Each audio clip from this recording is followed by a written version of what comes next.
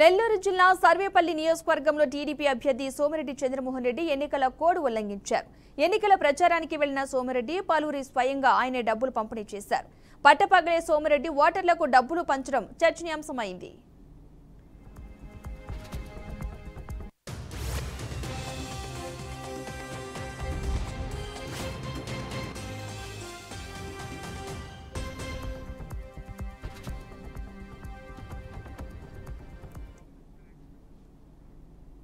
నెల్లూరు జిల్లా సర్వేపల్లి నియోజకవర్గంలో టీడీపీ అభ్యర్థి సోమిరెడ్డి చంద్రమోహన్ రెడ్డి ఎన్నికల కోడ్ ఉల్లంఘించారు.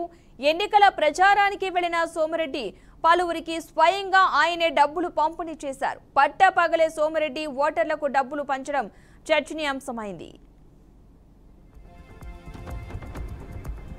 ఇదే అంశానికి సంబంధించిన పూర్తి సమాచారాన్ని మా ప్రతినిధి మురళి అందిస్తారు. మురళి, అయితే సర్వేపల్లి నియోజకవర్గంలో మాజీ మంత్రి సోమిరెడ్డి చంద్రమోహన్ రెడ్డి ఏదైతే ఎన్నికల ప్రచారం నిర్వహిస్తున్నటువంటి సందర్భంలో తన ద్వారాకు వచ్చినటువంటి మహిళలు అదేవిధంగా చిన్నపిల్లలకు కూడా డబ్బులు పంపిణీ చేస్తూ ఒక్కసారిగా కూడా ఈ నిబంధనలకు తోట్లు తొక్కారని చెప్పుకోవచ్చు. అందులో భాగంగా ఒక్కసారిగా ఆయన నగదు పంపిణీ చేస్తున్నటువంటి వీడియోని కూడా సోషల్ మీడియాలో వైరల్ చేస్తుంది వైసీపీకి సంబంధించినటువంటి నేతలు.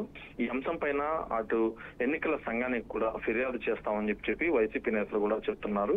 ఏదైతే ఎన్నికల నియమావళి ప్రకారంగా కూడా తన ప్రచారంలో భాగంగా ఎక్కడ ఓటర్లను ప్రభావితం చేసేలా అటు నగదు కానీ ఇటువంటి ఇది కూడా ప్రభావితం చేసేలాగా పంపిణీ చేయడం చట్టనిర్త నేరం. అదేవిధంగా ఎన్నికలకు సంబంధించినటువంటి నిబంధనలు ఉల్లంఘించినని చెప్తున్నటువంటి పరిస్థితి. అయితే సర్వేపల్లి నియోజకవర్గంలోని ఓ ప్రాంతంలో ప్రత్యేకించి ఒక వాడలో నిర్వహిస్తున్నటువంటి ఎన్నికల ప్రచారంలో తన దగ్గరకు వచ్చినటువంటి మహిళలు చిన్నారులకి డబ్బులు పంపిణీ చేస్తూ సోమిరెడ్డి చంద్రమోహన్ రెడ్డి అడ్డంగా బుక్ అయ్యారని చెప్పుకోవచ్చు. ఓటర్లను ప్రభావితం చేసేలాగా ఇలా నగదు పంపిణీ చేశారని చెప్పి ఒక ఆరోపణ అయితే వస్తుంది. మరోవైపు తెలుగుదేశం పార్టీకి సంబంధించినటువంటి శ్రేణులు అయితే దీన్ని కొట్టిపడేస్తున్నాయి. ఎక్కడ కూడా ఓటర్లకు తాము నగదు పంపిణీ కానీ అలాంటివి చేయలేదు. కేవలం తమ వద్దకు వచ్చినటువంటి కొంతమంది చిన్నారులకు మాత్రం తాము డబ్బులు పంపిణీ చేశారు తమ నేత సోమిరెడ్డి చంద్రమోహన్ రెడ్డి అని చెప్పే ప్రయత్నం అయితే తెలుగుదేశం పార్టీ శ్రేణులు చేస్తున్నాయి. కానీ వైసీపీకి సంబంధించినటువంటి నేతలు మాత్రం ఈ అంశం పైన ఎన్నికల సంఘానికి కూడా